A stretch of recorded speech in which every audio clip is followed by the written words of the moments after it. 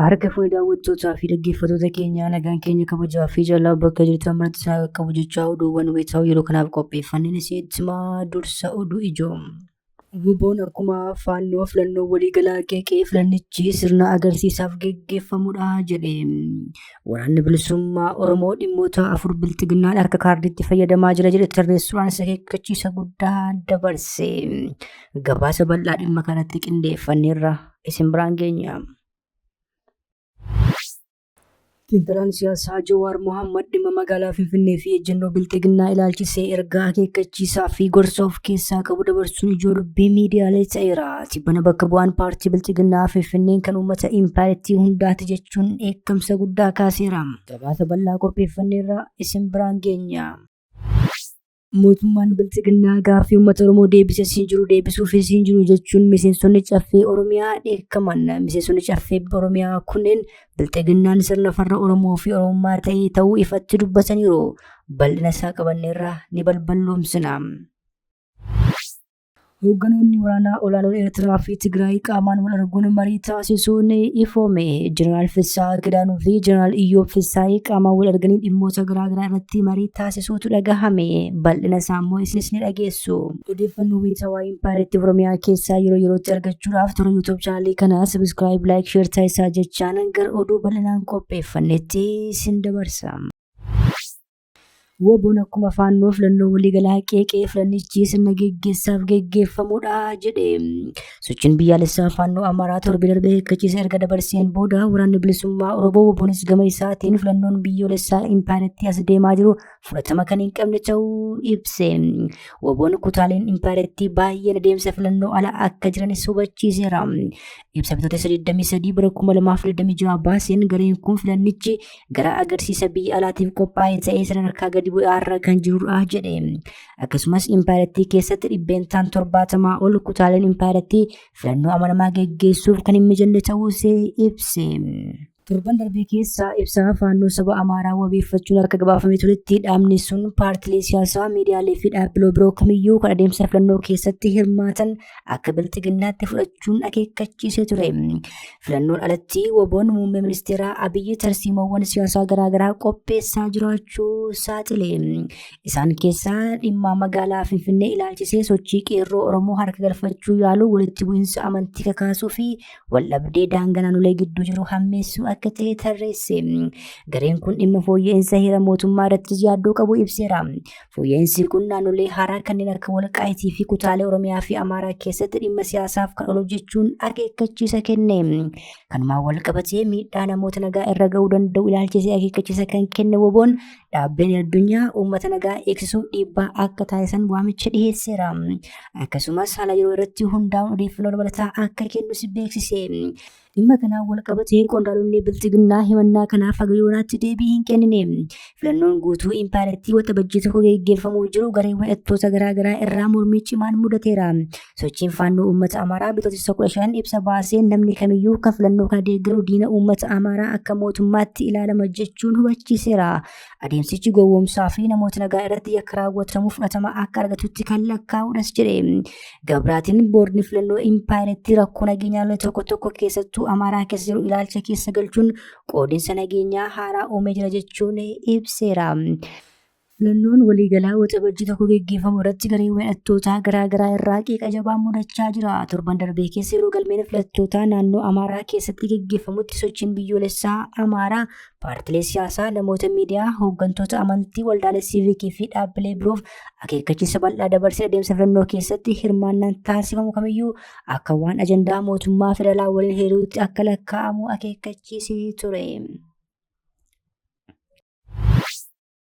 Xiinxalaan siyaasaa Jawaar Mohaammed dhimma magaalaa Finfinnee fi ejjennoo bilxiginnaa ilaalchisee ergaa akeekkachiisaa fi gorsa of keessaa qabu dabarsuun ijoo dubbii miidiyaalee ta'eera. Tibbanaa bakka bu'aan paartii bilxiginnaa Finfinneen kan uummata impaayirtii hundaati jechuun dheekkamsa guddaa kaaseera. Ejjennoo paartiin bilxiginnaa Finfinnee irratti qabu gama biraan leenjisootiin himamuu shira guddaa akka of keessaa qabu xiinxalaan siyaasaa Jawaar Mohaammed ifoomseera. Namni siyaasaa kun akka jedhutti OPDO bilxiginnaan nama mooraa qabsoo keessa ture gamas dabalame booji'amaa fi karaa deemaa jettee ilaalti jedhe. Booji'amaan nama mooraa qabsoo keessa ture boodarraa sababa garaagaraan lagatee jalatti galedha jedhe. Karaa deemaan ammoo nama walaba ture meejara kanatti seeniin gargaara jedhee yaaluuf itti makamedha jechuun ibse. Bireedhaan booji'amaan ammoo karaa deemaa jedhuun laataa jechuunis of gaafate Jawaar. Waalleefuu biltiginnaan booji'amaa yookiin karaa deemaa tokko hammamuu sossobdee ofitti harkiftu abadan amantee boroo olin seefsituu kan jedhu Jawaar barandaadhuma gubbaatti itti fayyadamaa baatee booda gad darbattee gattee jedhe. Darbuun dura garuu hammeenya irratti hojjetti. Ergama gochaa fi jecha itti laachuun mooraa dura keessa turee fi uummataan akka hin fayyinetti akka walitti buusuu taasifti. Maqaa fi mataan nama sanii gaafa xuraa'ee uummata biratti bushaa'ee gad darbatti. Gaafas namni sun abdii kutatee garaan gubatee qabsootti hin deebi'a yoo jedhes uummata biratti waan balfameef mooraa qabsootti deebi'ee dhiibbaan geessisuu danda'u hin jiru jedhe. Tooftaan kun nama mooraa qabsoo keessaa itti makame mara irratti hojiirra ooleras jedhe Jawaar Mohaammed. Mee warra bara EPRDF qabsoo keessaa itti makame kan akka Lichoo Bukuraafaa yaadadha. Torba muraasaaf miidiyaan baasanii mooraa qabsoo erga abaarsisanii booda gataman. Kan bara 2018 booda akka gareettis fakkeenyaaf ODF Abaawoo Hiilten ta'ee dhuunfaan immoo fakkeenyaaf Raabaadorii keessaa kan itti makame carraan sanuma miti jedhee jechuun gaafata. Namummaan mooraa qabsoo keessa jalatti makame hin salphifamiin jiraaree ani hin beeku isin yoo beektan garuu maqaa tarreessa jechuunis hammeenya biltiginnaa saaxile. Bireerattis tooftama san itti fayyadamaa jiru jedhe. Dhimmoota inni uummata keessatti ittiin beekamtii fi dhageettii ittiin argatee ture keessumaa gaaffii Finfinnee irratti deebii faallaa ejjennoo isaa kaleessaa fi ilaalcha uummataa akka kennu taasisaniiru jedhe. Jalqabuma irratti ajandaan abbummaa Finfinnee akka gaaffiitti akka dhiyaatu kan godhame kanumaafi jedhe. Waggoota lamaan darban kana aangoo itti aanaa ministeera federaalaa irraa kaasanii sadarkaa naannootti bakka xinnaa tokko suuqan walola malaammaltummaa irratti oofsisaa turan. Bireen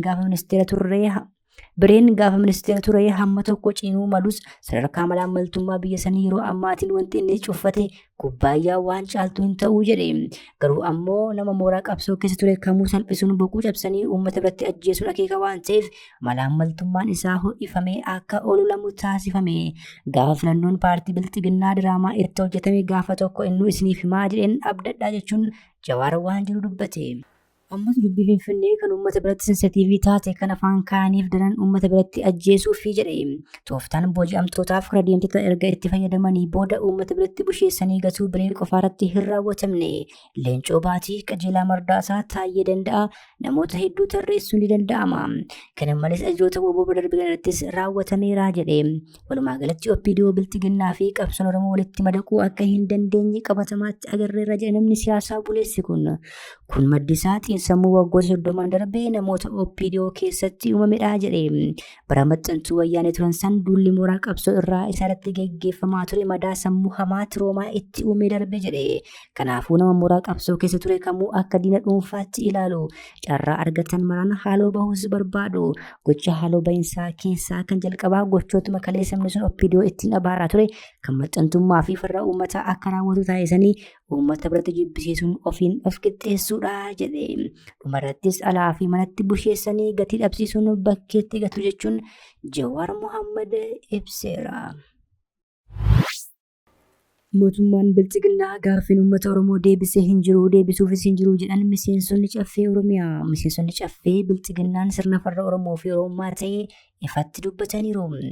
Miseensonni caffee Oromiyaa nageenya isaaniif jecha maqaan isaanii akka eeramu hin feene adeemsi biltiginnaan itti jiru toora gaaffilee bu'uuraa uummata Oromoo deebisuu miti jechuun dheekkamsa isaanii dhageessisaniiru.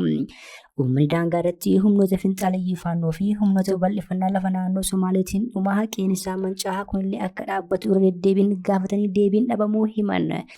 Mana malees dhimma magaalota Finfinnee fi Dirree Dhawaa akkasumas dhimma afaan Oromoo afaan hojii mootummaa federaalaa gochuu mootummaan deebii akka itti kennu waggoota 5 darban gaafataa baanillee deebii akka dhaban dubbatu.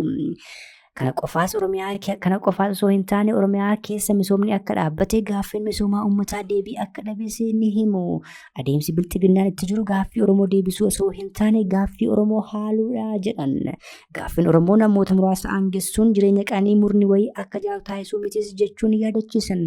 Dabalataanis gaaffiin Oromoo warra faarsee buluuf kurmaana kutuun fayyadamaa taasisuu miti jedhu miseensonni caffee Oromiyaa. Murna muraasa aangoo qabatee jireenya qanii jiraatuu fi faarsee bulaa furmaanni muramee fi nyaatatu akka waan gaaffiin Oromoo deebi'ee fi deebi'aa jirutti dubbataa jedhan. Gaaffiin uummataa deebi'uu miti uummanni keenya waan bara bilxiginnaa ta'e bineensi bosonaatu hin taane jedhan. Ifatti miidiyaatti hin ba'uuf malee miseensonni caffee keessaa adeemsa bilxiginnaa itti jiru kana mormuu erga eegalanii waggoon lakkaa'amuu dubbataniiru. Hogganoonni waraanaa olaanoon Eertiraa fi Tigraay qaamaan wal arguun marii taasisuun ifoome. Jeneraal Fissaa Kidaanuu fi Jeneraal Iyyoob Fissaayee qaamaan wal arganii dhimmoota garaagaraa irratti marii taasisuutu dhagahame. Jeneraalonni Eertiraa fi Tigraay fuulaa fi fuulatti wal arguun marii taasisaniiru jechuun Afrikaan Intelligensii gabaaseera. Adda bilisummaa uummataa Tigraay Abuut bakka bu'uudhaan Jeneraal Fissaa Kidaanuu akkasumas Shaabiyaa bakka bu'uudhaan immoo Jeneraal Iyyoob Fissaayee argamuutu eerame.